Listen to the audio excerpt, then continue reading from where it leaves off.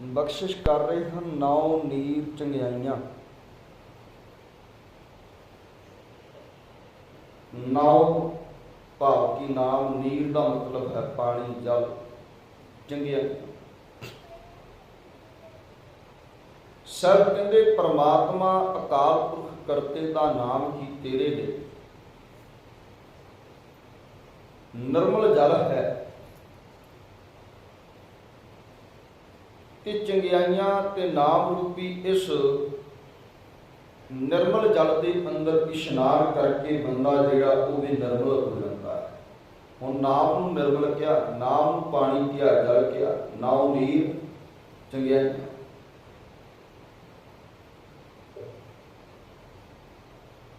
ਜਿਸ ਦੀ ਪਰਥਾਏ ਸਤਿਗੁਰਾਂ ਨੇ ਰੱਬੀ ਬਾਣੀ 'ਚ ਬਾਤ ਕਹੀ ਆ ਵੀ ਤੀਰਥ ਅਸਥਾਨਾਂ ਤੇ ਇਸ਼ਨਾਨ ਕਰਨ ਜਾਣ ਵਾਲੇ ਇਹ ਮਨੁੱਖ,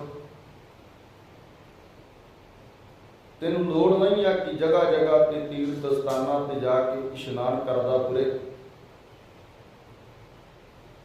ਤੇਰੇ ਲਈ ਕਰਤਾਰ ਦਾ ਨਾਮ ਹੀ ਤੀਰਥ ਅਸਥਾਨ ਹੋ ਜਾਣਾ ਚਾਹੀਦਾ।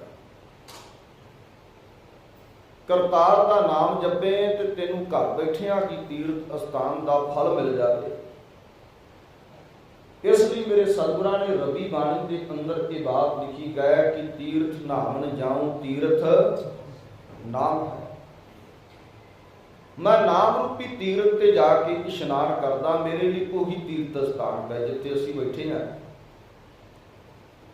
ਇਹ ਵੀ ਤੀਰਥ ਅਸਥਾਨ ਹੈ ਜਿਹਨੂੰ ਗੁਰੂ ਰਾਮਦਾਸ ਮਹਾਰਾਜ ਜੀ ਕਹਿੰਦੇ ਕਨ ਗੁਰੂ ਸਤਿਗੁਰ ਕਾ ਜੋ ਸਿੱਖ ਅਖਾਏ ਸੋ ਭਲਕੇ ਉਠ ਕਰ ਰਾਮ ਧਿਆਵੈ ਉਦਮ ਕਰੇ ਭਲਕੇ ਪ੍ਰਭਾਤੀ ਇਸ਼ਨਾਨ ਕਰੈ ਅੰਮ੍ਰਿਤਸਰ ਨਾਵੈ। ਇਹ ਅੰਮ੍ਰਿਤਸਰ ਭਾਵ ਕੀ ਦਰਬਾਰ ਸਾਹਿਬ ਨੇ। ਆ ਸਤ ਸੰਗਤ ਰੂਪੀ ਅੰਮ੍ਰਿਤਸਰ ਨੂੰ ਸਤਿਗੁਰਾਂ ਨੇ ਕਿਹਾ ਵੀ ਇੱਥੇ ਆ ਕਰਕੇ ਬਾਣੀ ਪੜ੍ਹਨ ਵਾਲਾ, ਨਾਮ ਜਪਣ ਵਾਲਾ, ਸਿਮਰਨ ਕਰਨ ਵਾਲਾ ਜਦੋਂ ਸਤ ਸੰਗਤ ਵਿੱਚ ਬੈਠਦਾ ਹੈ ਤੇ ਉਹਦਾ ਫਿਰ ਇਸ਼ਨਾਨ ਹੋ ਜਾਂਦਾ। ਇਸ਼ਨਾਨ ਕਰੇ ਅੰਮ੍ਰਿਤਸਰ ਨਾਵੈ। ਤੇ ਕਹਿੰਦੇ ਕਿ ਕਰਤਾਰ ਨੇ ਸਾਹਿਬਾਂ ਦੀ ਬਾਤ ਸਾਨੂੰ ਸਮਝਾਈ ਹੈ, ਕਿਉਂਕਿ ਲੋਕਾਂ ਦੀ ਮਨੌਤ ਬਣ ਗਈ ਸੀ ਕਿ ਤੀਰਥ ਅਸਥਾਨਾਂ ਤੇ ਜਾ ਕੇ ਇਸ਼ਨਾਨ ਕਰਨ ਦੇ ਨਾਲ ਆਤਮਾ, ਸਰੀਰ ਪਵਿੱਤਰ ਹੋ ਜਾਂਦਾ ਹੈ। ਪਰ ਸਤਿਗੁਰਾਂ ਨੇ ਸਮਝਾਇਆ ਜਿਹੜੇ ਕਰਤਾਰ ਦੇ ਨਾਮ ਨਾਲ ਜੁੜ ਜਾਂਦੇ ਆ ਉਹਨਾਂ ਦਾ ਸਰੀਰ ਪਵਿੱਤਰ ਹੁੰਦਾ ਹੈ। ਤੇ ਇਸ ਤੀਰਥ ਅਸਥਾਨ ਦੇ ਉੱਪਰ ਇਸ਼ਨਾਨ ਕਰਿਆ ਮੈਲ ਧੁੱਪਦੀ ਹੈ। ਜਪਜੀ ਸਾਹਿਬ ਦੇ ਅੰਦਰ ਕੀ ਕਰਤਾਰ ਨੇ ਸਾਨੂੰ ਇਸ ਤੀਰਥ ਅਸਥਾਨ ਦੇ ਦਰਸ਼ਨ ਕਰਵਾਏ, ਦੀਦਾਰ ਕਰਾਏ। ਤੇ ਧੰਨ ਸ਼੍ਰੀ ਗੁਰੂ ਨਾਨਕ ਦੇਵ ਮਹਾਰਾਜ ਜੀ ਕਹਿੰਦੇ ਹਨ ਅੰਤਰਗਤ ਤੀਰਥ ਮਨ ਨਾਓ ਸਭ ਤੇਰੇ ਮੈਂ ਨਾਹੀ ਕੋਏ ਬਿਨ ਕੀਤੇ ਭਗਤ ਨਾ ਹੋਏ। ਕਹਿੰਦੇ हे ਕਰਤਾਰ, ਸਤਿਗੁਰੂ ਧੰਨ ਸ਼੍ਰੀ ਗੁਰੂ ਨਾਨਕ ਦੇਵ ਮਹਾਰਾਜ ਜੀ ਬਖਸ਼ਿਸ਼ ਕਰਦੇ ਕਹਿੰਦੇ ਇਹ ਪ੍ਰਾਣੀ ਵੇਖ ਤੇਰੇ ਅੰਦਰ ਕੀ ਤੀਰਥ ਅਸਥਾਨ ਹੈ, ਤੈਨੂੰ ਬਾਹਰ ਕਿਤੇ ਹੋਰ ਜਾਣ ਦੀ ਲੋੜ ਨਹੀਂ। ਕਿਸੇ ਹੋਰ ਤੀਰਥ ਅਸਥਾਨ ਦੇ ਉੱਪਰ ਜਾ ਕੇ ਇਸ਼ਨਾਨ ਕਰਨ ਦੀ ਲੋੜ ਨਹੀਂ, ਤੇਰੇ ਅੰਦਰ ਹੀ ਹੈ। ਤੇ ਉਹ ਤੀਰਥ ਅਸਥਾਨ ਸਤਿਗੁਰਾਂ ਨੇ ਨਾਮ ਵਾਲਾ ਦੱਸਿਆ ਕਿ ਨਾਮ ਹੀ ਤੀਰਥ ਅਸਥਾਨ ਹੈ। ਤੀਰਥ ਨਾਮਨ ਜਾਉ ਤੀਰਥ ਨਾਮ ਹੈ। ਤੀਰਥ ਸ਼ਬਦ ਵਿਚਾਰ ਅੰਤਰ ਗਿਆਨ ਹੈ। ਸ਼ਬਦ ਦੀ ਵਿਚਾਰ ਕਰਨਾ ਵੀ ਤੀਰਥ ਹੈ। ਤੀਰਥ ਸ਼ਬਦ ਵਿਚਾਰ ਅੰਤਰ ਗਿਆਨ ਹੈ, ਜਿਹਦੇ ਨਾਲ ਅੰਤਰ ਆਤਮੀ ਗਿਆਨ ਪ੍ਰਗਟ ਹੁੰਦਾ ਹੈ, ਗਿਆਨ ਪੈਦਾ ਹੁੰਦਾ। ਇਸ ਕਰਕੇ ਸਤਿਗੁਰੂ ਜੀ ਕਹਿੰਦੇ ਤੀਰਥ ਸ਼ਬਦ ਵਿਚਾਰ ਅੰਤਰ ਗਿਆਨ ਹੈ। ਗੁਰ ਗਿਆਨ ਸਾਚਾ ਥਾਨ ਤੀਰਥ। ਫਿਰ ਤੀਜਾ ਤੀਰਥ ਕਿਹੜਾ? ਗੁਰ ਗਿਆਨ ਸਾਚਾ ਥਾਨ ਤੀਰਥ। ਕਹਿੰਦੇ ਗੁਰੂ ਦਾ ਸੱਚਾ ਗਿਆਨ ਵੀ ਤੀਰਥ ਹੈ। ਹੁਣ ਇਹਨਾਂ ਤਿੰਨਾਂ ਚੀਜ਼ਾਂ ਚੋਂ ਕੋਈ ਇੱਕ ਤੇ ਇਸ਼ਨਾਨ ਕਰ ਲਏ, ਕੋਈ ਨਾਮ ਵਾਲੇ ਤੀਰਥ ਤੇ ਇਸ਼ਨਾਨ ਕਰ ਲਏ। ਤੀਰਥ ਨਾਮਨ ਜਾਉ ਤੀਰਥ ਨਾਮ ਹੈ। ਜੇ ਕੋਈ ਨਾਮ ਵਾਲੇ ਤੀਰਥ ਤੇ ਇਸ਼ਨਾਨ ਨਹੀਂ ਕਰਦਾ ਤੇ ਫਿਰ ਇਹਦੇ ਤੇ ਕਰ ਲਏ ਤੀਰਥ ਸ਼ਬਦ ਵਿਚਾਰ ਅੰਤਰ ਗਿਆਨ ਹੈ। ਕੋਈ ਸ਼ਬਦ ਦੀ ਵਿਚਾਰ ਕਰਕੇ ਇਹਦੇ ਤੇ ਇਸ਼ਨਾਨ ਕਰ ਲਏ ਤੇ ਅੰਤਰ ਗਿਆਨ ਪੈਦਾ ਹੋ ਜਾਏਗਾ। ਗੁਰ ਗਿਆਨ ਸਾਚਾ ਥਾਨ ਤੀਰਥ। ਕਹਿੰਦੇ ਗੁਰੂ ਦਾ ਗਿਆਨ ਕੀ ਸੱਚਾ ਤੀਰਥ ਅਸਥਾਨ ਹੈ। ਗੁਰ ਗਿਆਨ ਸਾਚਾ ਥਾਨ ਤੀਰਥ। 10 ਪੁਰਬ ਸਦਾ ਦਸਹਿਰਾ। ਕਹਿੰਦੇ ਉਹ ਅਸਥਾਨ ਤੀਰਥ ਅਸਥਾਨ ਜਿੱਥੇ ਦਸ਼ਹਿਰਾ ਲੱਗਾ ਰਹਿੰਦਾ, ਭਾਵ ਕਿ ਜਿੱਥੇ ਭੀੜ ਲੱਗੀ ਰਹਿੰਦੀ ਹੈ। 10 ਪੁਰਬ ਸਦਾ ਦਸਹਿਰਾ हो नाम कर का सदा जांचू, दे प्राप्त धरनी तन धरा, संसार रोगी नाम दारू नाल लागै सच बिना, गुरवाक निर्मल सदा चानन, नित साच तीरथ मजना। कहते आ सच्चे तीरथ के उपर इशनान करो भलिया, ਜਿਹੜੇ ਬਾਹਰ ਦੇ ਤੀਰਥਾਂ ਤੇ ਇਸ਼ਨਾਨ ਕਰਦਾ ਉਹ ਤੇ ਮਿੱਟੀ ਲਾਹਣ ਵਾਸਤੇ ਕਰਦਾ, ਮੁੜ ਕੇ ਫਿਰ ਚਿੰਬੜ ਜਾਂਦੀ ਹੈ। ਜਾਂ ਇਹ ਮਨ ਦੇ ਅੰਦਰ ਮਨੌਤ ਬਣਾ ਕੇ ਤੁਰਦਾ ਹੈ ਕਿ ਮੈਂ ਤੀਰਥ ਅਸਥਾਨਾਂ ਤੇ ਜਾਵਾਂਗਾ, ਯਾਤਰਾ ਕਰਾਂਗਾ, ਇਸ਼ਨਾਨ ਕਰਾਂਗਾ, ਪਾਪ ਧੁੱਪ ਜਾਣਗੇ। ਪਰ ਗੁਰੂ ਸਾਹਿਬ ਕਹਿੰਦੇ ਇੱਕ ਭਉ ਨੱਥੀ ਨਾਦਿਆਂ, ਦੋ ਪੁੱਚੜੇ ਸਗੋਰ। ਕਹਿੰਦੇ ਲਾਣ ਗਿਆ ਸੀ ਪਾਪ, ਸਗੋਂ ਦੁੱਗਣੇ ਲੈ ਕੇ ਵਾਪਸ ਪਰਤਿਆ, ਦੁੱਗਣੇ ਲੈ। ਇਸ ਲਈ ਤੀਰਥ ਨਾਮ ਰੂਪੀ ਉੱਪਰ ਇਸ਼ਨਾਨ ਕਰਨ ਦੇ ਨਾਲ ਸਾਡੇ ਅੰਦਰ ਦੀ ਮੈਲ ਧੁੱਪਦੀ ਹੈ। ਤੇ ਮੇਰੇ ਸਤਿਗੁਰੂ ਜੀ ਕਹਿੰਦੇ ਹਨ ਨਾਉ ਨੀਰ ਚੰਗਿਆਈਆਂ, ਕਹਿੰਦੇ ਇਸ ਅਸਥਾਨ ਦੇ ਉੱਪਰ ਇਸ਼ਨਾਨ ਕਰ ਜਿਹੜਾ ਨਾਮ ਵਾਲਾ ਕਹਿੰਦੇ ਚੰਗਾ ਤੀਰਥ ਹੈ।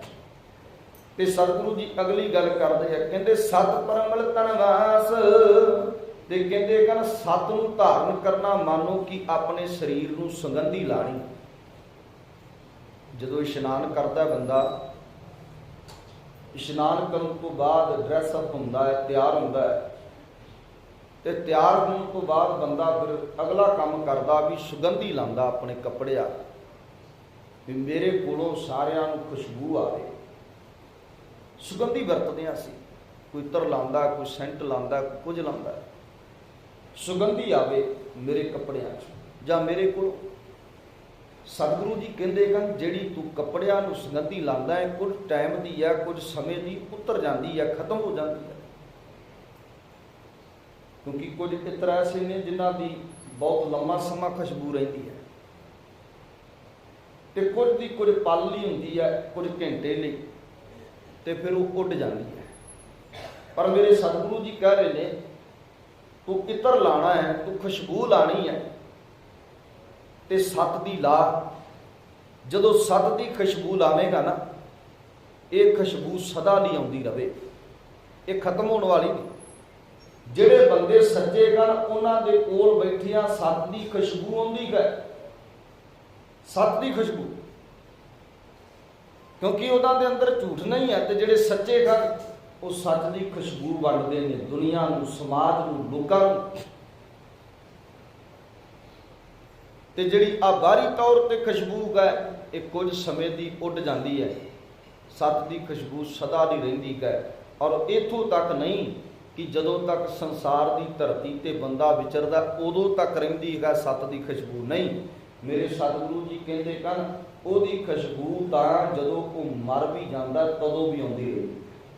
ਵੇਖੋ ਨਾ ਗੁਰੂ ਨਾਨਕ ਸਾਹਿਬ, ਭਗਤ ਬਾਬਾ ਕਬੀਰ ਸਾਹਿਬ ਜੀ, ਹਾਲਾਂਕਿ ਜੋਤੀ ਜੋਤ ਸਮਾਏ, ਪਰ ਇਸ ਸੰਸਾਰ ਦੀ ਧਰਤੀ ਤੋਂ ਜਾਣ ਵਾਲੇ, ਸੱਚ ਬੋਲਣ ਵਾਲੇ ਅਨੇਕਾਂ ਹੋਰ ਨੇ, ਹੋਰ ਅਨੇਕਾਂ ਨੇ ਜਿਨ੍ਹਾਂ ਸੱਚ ਬੋਲਿਆ, ਪਰ ਉਹਨਾਂ ਦਾ ਸੱਚ ਅੱਜ ਵੀ ਖੁਸ਼ਬੂਆਂ ਵੰਡ ਰਿਹਾ, ਉਹਨਾਂ ਦਾ ਸੱਚ ਅੱਜ ਵੀ ਲੋਕਾਂ ਨੂੰ ਸੁਗੰਧਿਤ ਕਰ ਰਿਹਾ ਹੈ। ਉਹਨਾਂ ਦਾ ਸੱਚ ਪੜ੍ਹਿਆ ਅੱਜ ਵੀ ਉਹਦੇ ਵਿੱਚੋਂ ਸੁਗੰਧੀ ਆਉਂਦੀ ਹੈ, ਉਹਦੇ ਵਿੱਚੋਂ ਖੁਸ਼ਬੂ ਆਉਂਦੀ ਹੈ। ਕਿਉਂ? ਕਿਉਂਕਿ ਉਹਨਾਂ ਦੇ ਸੱਚ ਦੇ ਅੰਦਰ ਇੰਨੀ ਕੁ ਜ਼ਿਆਦਾ ਖੁਸ਼ਬੂ ਹੈ ਕਿ ਜਿਹੜਾ ਲੈਂਦਾ ਉਹ ਵੀ ਸੁਗੰਧਿਤ ਹੋ ਜਾਂਦਾ, ਆਨੰਦਿਤ ਹੋ ਜਾਂਦਾ।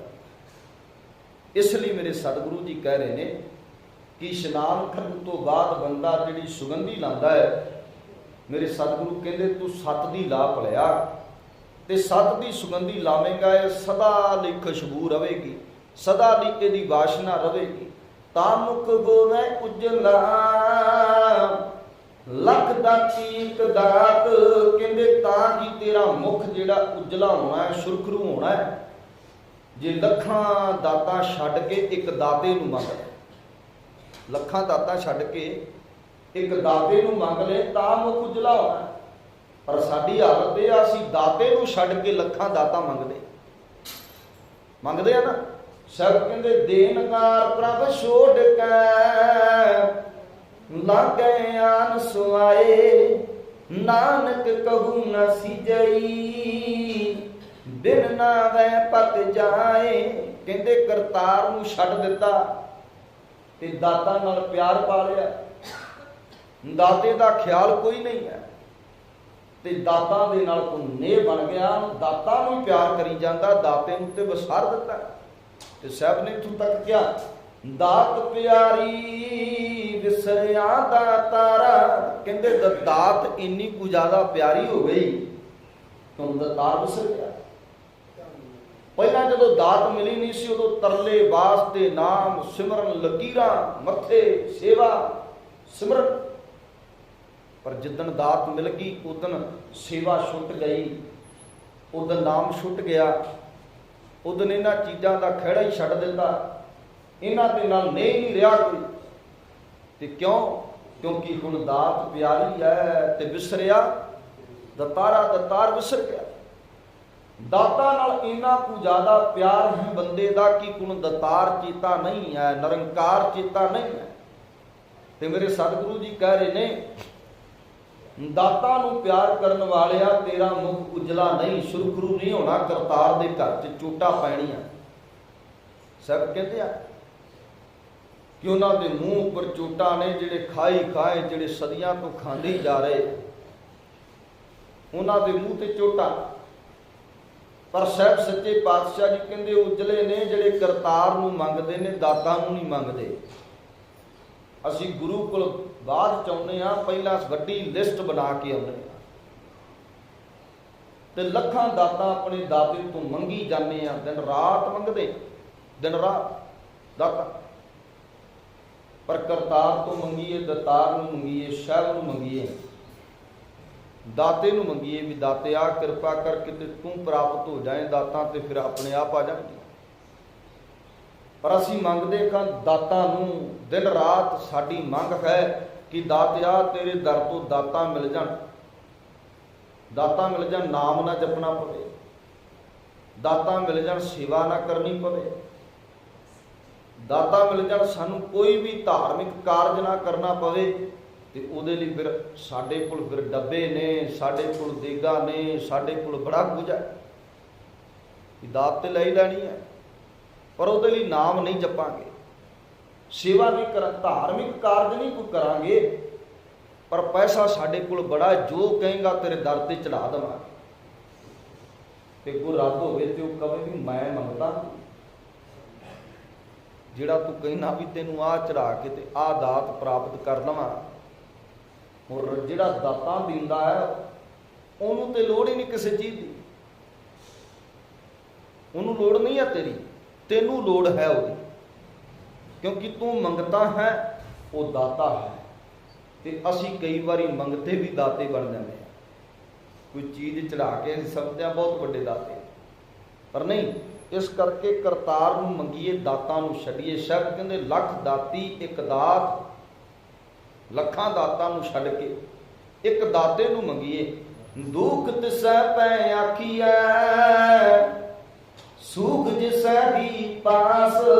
ਕਹਿੰਦੇ ਹੁਣ ਦੁੱਖ ਦੀ ਗੱਲ ਕਿਹਨੂੰ ਸੁਣਾਵਾਂ, ਜਿਹੜੀ ਦੁੱਖ ਦੀ ਗੱਲ ਹੈ ਕਿਹਨੂੰ ਸੁਣਾਵਾਂ? ਕਿਉਂਕਿ ਜਦੋਂ ਮੈਂ ਨਜ਼ਰ ਮਾਰ ਕੇ ਵੇਖਦਾ ਹਾਂ, ਬਾਲੀ ਰੋਵੈ ਨਾਹੀ ਪਤਾਰ, ਨਾਨਕ ਦੁਖੀਆ ਸਭ ਸੰਸਾਰ ਹੈ ਕਰਤਾਰ। ਦੁੱਖ ਦੀ ਗੱਲ ਸੁਣਾਉਣਾ ਵਾ ਆਪਣੇ ਗਵਾਂਢੀ ਨੂੰ, ਆਪਣੇ ਮਿੱਤਰ ਨੂੰ, ਆਪਣੇ ਆਜ਼ੀਜ਼ ਨੂੰ,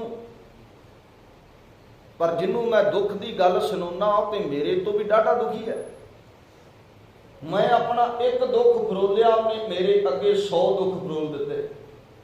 ਹੁਣ ਦੁੱਖ ਤੇ ਉਹਨੂੰ ਸੁਣਾਈਏ ਨਾ ਜਿਹੜਾ ਦੁੱਖ ਸੁਣ ਕੇ ਸਾਨੂੰ ਉਹਦੇ ਦੁੱਖ ਦੀ ਨਿਵਰਤੀ ਕਰ ਦੇਵੇ, ਪਰ ਜਿਹੜਾ ਸਾਡਾ ਦੁੱਖ ਸੁਣ ਕੇ ਆਪ ਰੋਣ ਲੱਗ ਜਾਏ ਵੀ ਤੇਰਾ ਮੈਂ ਕੀ ਕਰਾਂ, ਤੂੰ ਮੇਰਾ ਦੁੱਖ ਸੁਣ, ਮੈਂ ਤੇ ਤੇਰੇ ਤੋਂ ਵੀ ਡਾਢਾ ਦੁਖੀ ਹਾਂ।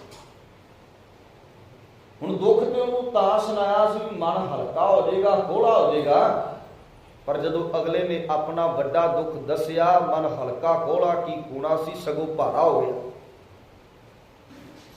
ਮਨ ਸਗੋਂ ਭਾਰਾ ਹੋ ਗਿਆ ਕਿਉਂਕਿ ਉਹਨੇ ਆਪਣਾ ਦੁੱਖ ਸੁਣਾਇਆ। ਇੱਕ ਦੁੱਖ ਤੇ ਆਪਣਾ ਸੀ, ਇੱਕ ਅਗਲੇ ਦਾ ਸੁਣ ਲਿਆ ਤੇ ਦੁੱਖ ਵਧ ਹੀ ਗਿਆ ਨਾ, ਘਟਿਆ ਤੇ ਨਹੀਂ। ਫਿਰ ਇਸ ਲਈ ਸਤਿਗੁਰੂ ਜੀ ਕਹਿੰਦੇ ਦੁੱਖ ਸੁਣਾਣਾ ਕਿਹਨੂੰ ਹੈ? ਕਹਿੰਦਾ ਦੁੱਖ ਉਹਨੂੰ ਸੁਣਾ ਜਿਹਦੇ ਕੋਲ ਸੁੱਖ ਨੇ, ਤੇ ਸੁੱਖ ਦੁਨੀਆ ਦੇ तमाम ਲੋਕਾਂ ਕੋਲ ਜਾ ਕੇ ਪੁੱਛ ਲਓ, ਕੋਈ ਵੀ ਸੁਖੀ ਨਹੀਂ ਹੈ।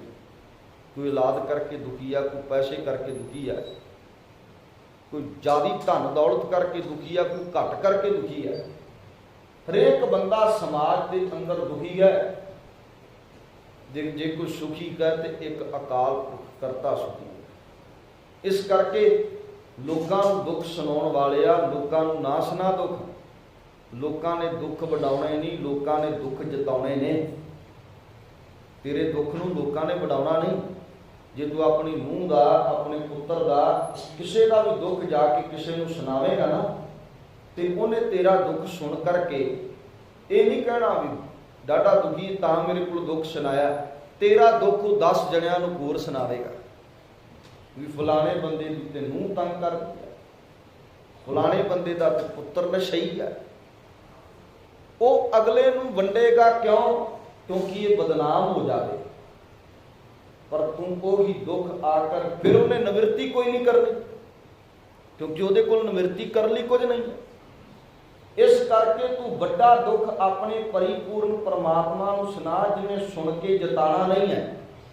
उन्हें सुन लेना, सुन के जताना नहीं। लोगों को नहीं ना दसना। गुरु को जो गुरु ग्रंथ साहब को आके अपना दुख दसांगे, इस गुरु ने लोगों को थोड़ा दसना भी इनू आ दुख है। सगों उल्टा तेरे दुख की मेरे सतगुरु ने निवृत्ति कर देनी भी जिस गल करके दुखियां लह भलिया, तेरे दुख नूं मैं हर लेना, तेरा दुख मैं खत्म कर देना। तां ते सतगुरां ने क्या जगदीश साहब दे अंदर दुख पर हर सुख घर लै जाए। इत्थे दुख सुट के जावी, दुख दियां पंडा सुट जाई ते मेरे दर तो तू सुख लैके जावी।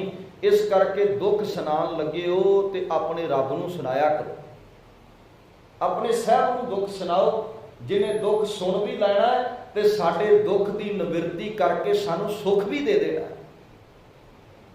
असी दुख भी उन्होंने सुनाने आ जिन्हों ने साडे दुख सुन के ते साडी दुख नूं लोकां विच वंड देना, बदनाम कर देना। इस करके सतगुरु धन गुरु नानक देव महाराज जी कहते दुख तिसै पै आखीऐ सुख जिसै ही पास।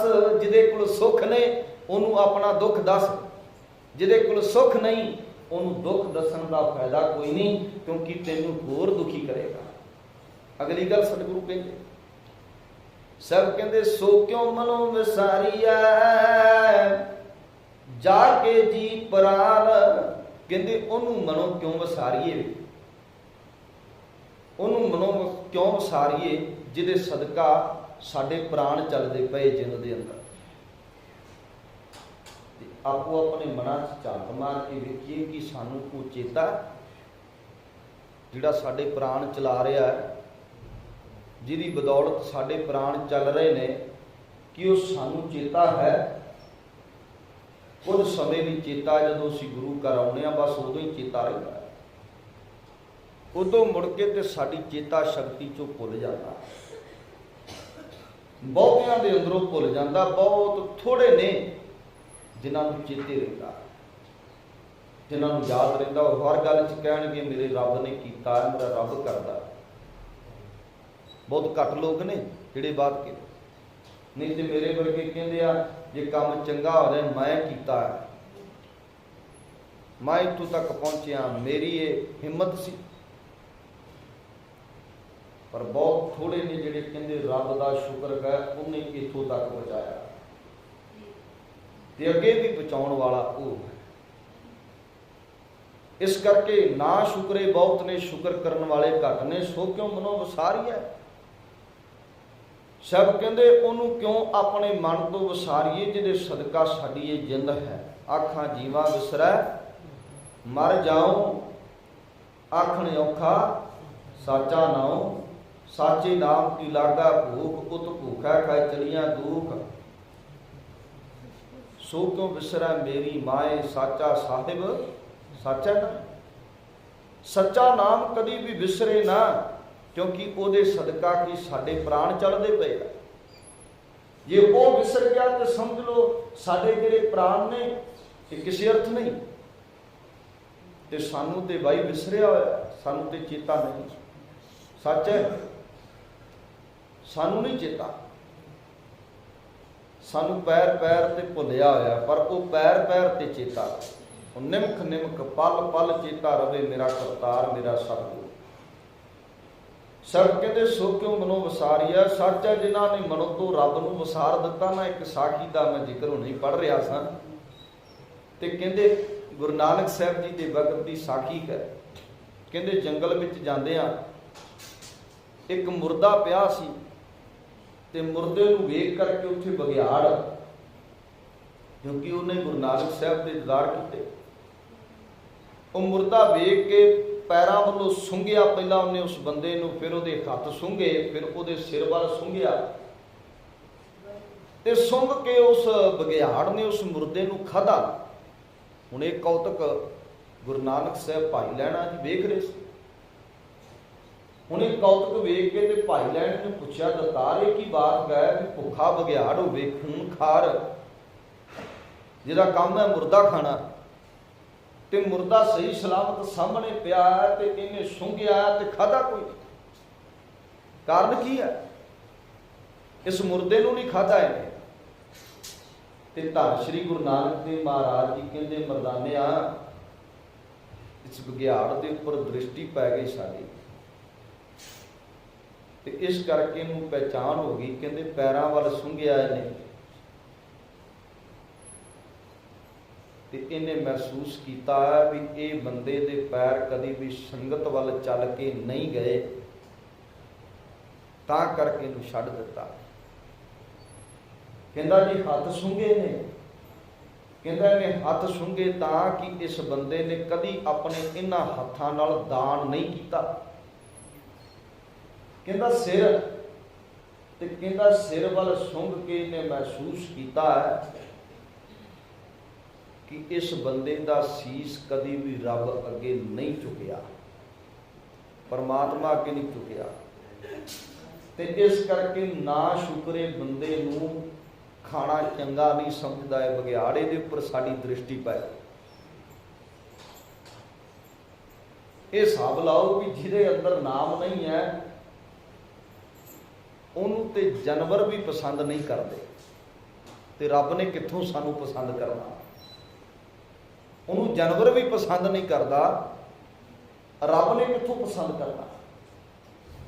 इस करके जिन्हां दे गिरदे च नाम नहीं है, करतार की याद नहीं, साहब की याद नहीं, जिहड़े टुटे हुए गन। साहब कहते सो क्यों मनो वसारी है जाके जी परा, उस बघियाड़ ने उन्हें खाधा नहीं, उस मुर्दे। असीं भी उदा नहीं हाँ, साडे भी पैर संगत वाल थोड़ा होंगे, साडे भी हथ दान थोड़ा करते, साडी भी जीव जिहड़ी कह दे तो नाम थोड़ा किते हो जाएगा। वो तो जानवर की गल है, पर असी बंदे हाँ। रब साडे बारे की सोचता, असी रब बारे की सोचते हैं। साहब कहते तिस बिन सब पवित्र है, जिता पैन खान। कहते रब की जात तो बिना सब अपवित्र है, पवित्र नहीं अपवित्र।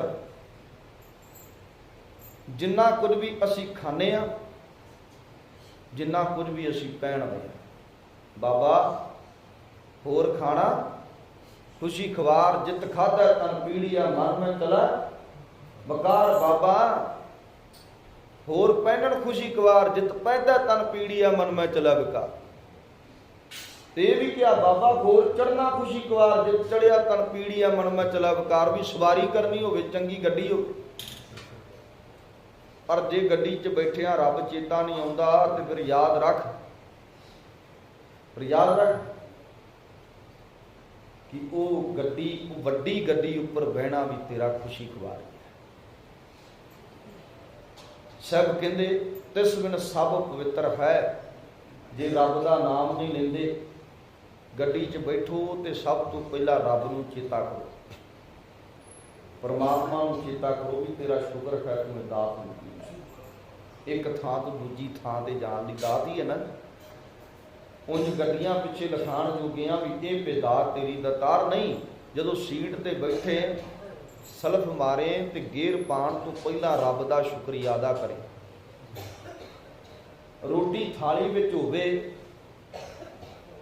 ਤੇ ਰੋਟੀ ਆਵੇ ਜਦੋਂ ਤੇਰੀ ਥਾਲੀ 'ਚ, ਤੇ ਸਭ ਤੋਂ ਪਹਿਲਾਂ ਰੱਬ ਦਾ ਸ਼ੁਕਰੀਆ ਅਦਾ ਕਰੇ ਵੀ ਤੂੰ ਦਾਤਾ ਦਤਾਰ ਤੇਰਾ ਦਿੱਤਾ ਖਾਣਾ। ਕੱਪੜੇ ਪਹਿਨਣ ਲੱਗੇ ਵਧੀਆ ਵਧੀਆ ਡਰੈਸਾਂ, ਕੋਈ 10,000 ਕੋਈ 15,000 ਦੀ ਬਣਾਉਂਦਾ, ਕੋਈ ਕਿੰਨੇ ਦੀ ਬਣਾਉਂਦਾ। ਪਾਣ ਤੋਂ ਪਹਿਲਾਂ ਉਸ ਮਾਲਕ ਦਾ ਸ਼ੁਕਰੀਆ ਅਦਾ ਕਰੇ ਕਿ ਹੇ ਕਰਤਾਰ ਤੇਰਾ ਸ਼ੁਕਰ ਹੈ ਤੂੰ ਮੈਨੂੰ ਇੰਨੇ ਸੋਹਣੇ ਕੱਪੜੇ ਦਿੱਤੇ ਆ, ਉਹਨਾਂ ਨਾਲੋਂ ਤੇ ਚੰਗਾ ਨਾ ਜਿਹੜੇ ਨੰਗੇ ਸੌਂਦੇ, ਜਿਨ੍ਹਾਂ ਦੇ ਤਨ ਦੇ ਉੱਪਰ ਕੱਪੜਾ ਨਹੀਂ। ਸ਼ੁਕਰੀਆ ਅਦਾ ਇਸ ਲਈ ਕਹਿੰਦੇ ਉਹਨੂੰ ਯਾਦ ਕਰਨ ਤੋਂ ਬਿਨਾਂ ਤੇਰਾ ਖਾਣਾ ਵੀ ਅਪਵਿੱਤਰ ਹੈ, ਉਹਨੂੰ ਯਾਦ ਕਰਨ ਤੋਂ ਬਿਨਾਂ ਤੇਰਾ ਪਹਿਨਣਾ ਵੀ ਪਵਿੱਤਰ ਹੈ। ਇਸ ਲਈ ਉਹਨੂੰ ਯਾਦ ਕਰਕੇ ਖਾ, ਉਹਨੂੰ ਯਾਦ ਕਰਕੇ ਪਹਿਨ। ਹੁਣ ਇਹ ਵੇਖੋ ਨਾ, ਯਾਦ ਕਰਨ ਦਾ ਤਰੀਕਾ ਕਹਿ ਲਓ, ਢੰਗ ਦੱਸਿਆ ਮੇਰੇ ਸਤਿਗੁਰਾਂ ਨੇ। ਢੰਗ ਹੀ ਹੈ ਨਾ, ਖਾਣ ਲੱਗੀਏ ਤੇ ਉਹਨੂੰ ਯਾਦ ਕਰੀਏ, ਪਹਿਨਣ ਲੱਗੀਏ ਤੇ ਉਹਨੂੰ ਯਾਦ ਕਰੀਏ। ਇਸ ਲਈ ਸਤਿਗੁਰੂ ਕਹਿ ਰਹੇ ਨੇ ਤਿਸ ਬਿਨ ਸਭ ਅਪਵਿੱਤਰ ਹੈ, ਜੇਤਾ ਪਹਿਨਣ ਖਾਣ। ਜਦੋਂ ਦਾ ਖਾਂਦਾ ਆ ਰਿਹਾ, ਕਦੀ ਸੋਚ ਕੇ ਵੇਖ, ਅੱਜ ਤੋਂ ਹੀ ਸ਼ੁਰੂ ਕਰ ਦੇ। ਮੈਂ ਕਹਿੰਦਾ ਬੜੀ ਵੱਡੀ ਪ੍ਰਾਪਤੀ ਹੋਵੇਗੀ ਸਾਡੀ ਕਿ ਇੰਨੇ ਸਮੇਂ ਤੋਂ ਖਾਂਦੇ ਆ ਰਹੇ ਹਾਂ, ਕਦੀ ਸ਼ੁਕਰੀਆ ਅਦਾ ਨਹੀਂ ਕੀਤਾ ਹੋਣਾ, ਪਰ ਅੱਜ ਤੋਂ ਤੂੰ ਖਾਣ ਤੋਂ ਪਹਿਲਾਂ ਸ਼ੁਕਰੀਆ ਅਦਾ ਕਰਨਾ ਸ਼ੁਰੂ ਕਰ ਦੇ। ਥਾਲੀ 'ਚ ਰੋਟੀ ਆਵੇ ਤੇ ਤੇਰੇ ਮੂੰਹ 'ਚ ਬਚਨ ਹੋਵੇ ਤੂੰ ਦਾਤਾ ਦਤਾਰ ਤੇਰਾ ਦਿੱਤਾ ਖਾਵਣਾ, ਇੱਥੇ ਸ਼ੁਕਰ ਹੋ ਜਾਏਗਾ। ਪਹਿਲਾਂ ਲੱਗੇ ਤੇ ਤੇਰੇ ਮਨ 'ਚ ਸ਼ੁਕਰ ਹੋਵੇ ਕਰਤਾਰ ਤੇਰਾ ਹੀ ਦਿੱਤਾ ਪਹਿਣ ਦੇ। ਇਸ ਲਈ ਸ਼ਬਦ ਕਹਿੰਦੇ ਹੋਰ ਗੱਲਾਂ ਸਭ ਕੂੜੀਆਂ ਤੁਧ ਭਾਵੈ ਪ੍ਰਵਾਨ। ਹੋਰ ਗੱਲਾਂ ਜਿੰਨੀਆਂ ਵੀ ਸਮਾਜਿਕ ਅਸੀਂ ਕਰਦੇ ਹਾਂ, ਇਹਨੂੰ ਸਤਿਗੁਰਾਂ ਨੇ ਕਿਹਾ ਨਾਨਕ ਲੇਖਾ ਇੱਕ ਗੱਲ ਹੋਰ ਚਖਣਾ, ਹੋਰ ਹੋਮੈ ਚਖਣਾ ਝਾੜ। ਕਹਿੰਦੇ ਹੋਰ ਜੋ ਕੁਝ ਬੋਲਦੇ ਆ ਤੇ ਹੰਕਾਰ ਭਰੇ ਸ਼ਬਦ ਨੇ ਤੇ ਝੱਖ ਮਾਰਨ ਦੇ ਬਰਾਬਰ ਨੇ। ਇਹ ਸਾਡੀਆਂ ਵੀ ਹੋਰ ਜਿਹੜੀਆਂ ਗੱਲਾਂ ਸਮਾਜਿਕ ਨੇ ਨਾ, ਸੰਸਾਰੀ ਨੇ, ਇਹ ਕੂੜੀਆਂ ਕੂੜੀਆਂ। ਹੋਰ ਗੱਲਾਂ ਸਭ ਕੂੜੀਆਂ, ਝੂਠੀਆਂ ਗੱਲਾਂ ਨੇ। ਤੇ ਸਭ ਕਹਿੰਦੇ ਤੁਧ ਭਾਵੈ ਪ੍ਰਵਾਨ, ਪਰ ਕਰਤਾਰ ਤੈਨੂੰ ਜਿਹੜੇ ਭਾ ਜਾਂਦੇ ਕਣ ਉਹ ਕੀ ਤੇਰੇ ਦਰ ਤੇ ਪ੍ਰਵਾਨ ਹੁੰਦੇ ਆ। ਗੱਲਾਂ ਦੇ ਨਾਲ ਮਤ ਜਾਣ, ਸ਼ਹਿ ਗੱਲੀ ਪਾਇਆ ਮਾਨ ਕੇ ਜਾਣਾ। ਕਹਿੰਦੇ ਗਣ ਗੱਲਾਂ ਦੇ ਨਾਲ ਨਹੀਂ ਰੱਬ ਮਿਲਣਾ, ਗੱਲੀ ਜੋਗ ਨਾ ਕੋਈ ਇੱਕ ਦ੍ਰਿਸ਼ਟ ਕਰ ਸੰਸਰ ਜਾਣਾ। ਜੋਗੀ ਕਹੀਆ ਸੋਈ, ਗੱਲਾਂ ਬਾਤਾਂ ਨਾਲ ਰੱਬ ਨਹੀਂ ਮਿਲਣਾ। ਰੱਬ ਮਿਲਣਾ ਕਮਾਈ ਕਰਨਾ, ਨਾਮ ਦੀ ਸਿਮਰਨ ਦੀ, ਤਾਂ ਰੱਬ ਮਿਲਣਾ। ਗੱਲਾਂ ਬਾਤਾਂ ਨਾਲ ਨਹੀਂ। ਗੱਲਾਂ ਬਾਤਾਂ ਵਾਲੇ ਤੇ ਬੜੇ ਘਨੇਰੇ ਲੋਕ ਨੇ ਜਿਹੜੇ ਗੱਲਾਂ ਬਾਤਾਂ ਨਾਲ ਪਾਣਾ ਚਾਹੁੰਦੇ ਆ, ਪਰ ਰੱਬ ਗੱਲਾਂ ਬਾਤਾਂ ਨਾਲ ਨਹੀਂ ਮਿਲਣਾ। ਰੱਬ ਮਿਲਣਾ ਤੇ ਕਮਾਈ ਕਰਨਾ ਮਿਲਣਾ। ਪੈਸਾ ਮਿਲਦਾ ਤੇ ਕਮਾਈ ਕਰਕੇ ਮਿਲਦਾ ਨਾ ਜੀ, ਕਿ ਕੋਈ ਘਰੇ ਆ ਕੇ ਸੁੱਟ ਜਾਂਦਾ ਵੀ ਲੈ ਬਾਈ ਤੈਨੂੰ ਕਮਾਈ ਕਰਨ ਦੀ ਲੋੜ ਨਹੀਂ, ਤੇਰੇ ਘਰ ਇੰਨੇ ਲੱਖ ਰੁਪਇਆ ਹਰ ਮਹੀਨੇ ਪਹੁੰਚ ਜੇ ਕਰੇਗਾ। ਕਿਉਂ ਦੌੜ ਗਿਆ ਸਾਡੀ? ਇਸ ਕਰਕੇ ਹੈ ਨਾ ਕਿ ਲੱਖਾਂ ਰੁਪਇਆ ਕਮਾ ਸਕੀਏ, ਤੇ ਜਿਹੜੇ ਬਾਹਰ ਨੇ ਉਹਨਾਂ ਨੂੰ ਪੁੱਛੋ ਵਿਚਾਰੇ ਜਿਹੜੇ ਇੱਧਰ ਲੱਖਾਂ ਢੇਰ ਘੱਲਦੇ ਨੇ ਨਾ, ਉਹਨਾਂ ਨੂੰ ਰੋਟੀ ਵੀ ਨਸੀਬ ਨਹੀਂ ਹੁੰਦੀ। 18-18 ਘੰਟੇ ਕੰਮ ਕਰਕੇ ਫਿਰ ਇੰਨੀ ਕਮਾਈ ਕਰਕੇ ਫਿਰ ਇੱਧਰ ਭੇਜਦੇ ਆ, ਤੇ ਰੋਟੀ ਖਾਣ ਲੱਗਿਆ ਨਹੀਂ ਪਤਾ ਹੁੰਦਾ ਵੀ ਕਿਹੜੇ ਵੇਲੇ ਖਾਣੀ, ਸਮਾਂ ਕਿਹੜਾ। ਇੰਨੀ ਮਿਹਨਤ ਕਰਦੇ ਨੇ ਵਿਚਾਰੇ, ਤੇ ਜਿਨ੍ਹਾਂ ਵੱਲ ਭੇਜਦੇ ਨੇ ਉਹ ਐਵੇਂ ਡਾਂਦੇ ਨੇ ਵੀ ਜਿਵੇਂ ਨਾ ਉਹਨਾਂ ਨੂੰ ਕੋਈ ਉਧਰ ਬੈਂਕ ਲੁੱਟ ਲਿਆ ਉਹਨਾਂ ਨੇ। ਨਹੀਂ ਹੈ ਨਾ ਕਦਰ। ਇਸੇ ਤਰ੍ਹਾਂ ਸਾਨੂੰ ਰੱਬ ਦੀ ਵੀ ਕਦਰ ਨਹੀਂ ਹੈ। ਰੱਬ ਸਾਨੂੰ ਦਿਨ ਰਾਤ ਸਵਾਸ ਦਿੰਦਾ, ਕਦਰ ਹੈ ਕੋਈ? ਦਿਨ ਰਾਤ ਰੋਟੀ ਖਾਂਦੇ ਆ, ਕਦਰ ਹੈ ਕੋਈ? ਦਿਨ ਰਾਤ ਚੰਗਾ ਪਹਿਨਦੇ ਆ, ਮੰਦਾ ਬੋਲਦੇ ਆ, ਕਦਰ ਹੈ ਕੋਈ? ਕੋਈ ਕਦਰ ਨਹੀਂ ਰੱਬ ਦੀ। ਇਸ ਕਰਕੇ ਕਦਰ ਕਰੋ ਉਸ ਰੱਬ ਦੀ ਜਿਸ ਰੱਬ ਨੇ ਜ਼ਿੰਦਗੀ ਦਿੱਤੀ ਹੈ। ਕਦਰ ਕਰੋ ਉਸ ਰੱਬ ਦੀ ਜਿਹਨੇ ਇਹ ਜਹਾਨ ਵੇਖਣ ਦਿੱਤਾ, ਜਿਹਨੇ ਬਹੁਤ ਜ਼ਿਆਦੀਆਂ ਫੈਸਿਲਿਟੀਆਂ ਸਰੀਰਕ ਤੌਰ ਤੇ ਦਿੱਤੀਆਂ ਹੋਈਆਂ। ਵੇਖੋ ਨਾ 4 ਦਿਨ ਬੰਦਾ ਬਿਮਾਰ ਹੋ ਜੇ ਤੇ ਆਪਣੇ ਆਪ ਨੂੰ ਇਹ ਮਹਿਸੂਸ ਹੁੰਦਾ ਵੀ ਜਿਵੇਂ ਮੈਂ ਅੱਧ ਮਰਿਆ ਗਿਆ ਹੁੰਦਾ। ਤੇ ਜਦੋਂ ਬੰਦਾ ਠੀਕ ਹੋ ਜਾਂਦਾ ਫਿਰ ਰੱਬ ਨੂੰ ਢੱਬ ਦੱਸਦਾ। ਇਸ ਲਈ ਰੱਬ ਨੂੰ ਰੱਬ ਸਮਝੋ, ਜਾਣੋ ਉਹਦੇ ਬਾਰੇ, ਹਰੇਕ ਚੀਜ਼ 'ਚ ਉਹਦਾ ਖਿਆਲ ਕਰੋ। ਸਤਿਗੁਰੂ ਜੀ ਕਿਰਪਾ ਕਰਨ, ਬੇਅੰਤ ਪ੍ਰਕਾਰ ਦੀਆਂ ਗਲਤੀਆਂ ਦੀ ਖਿਮਾ ਜੀ।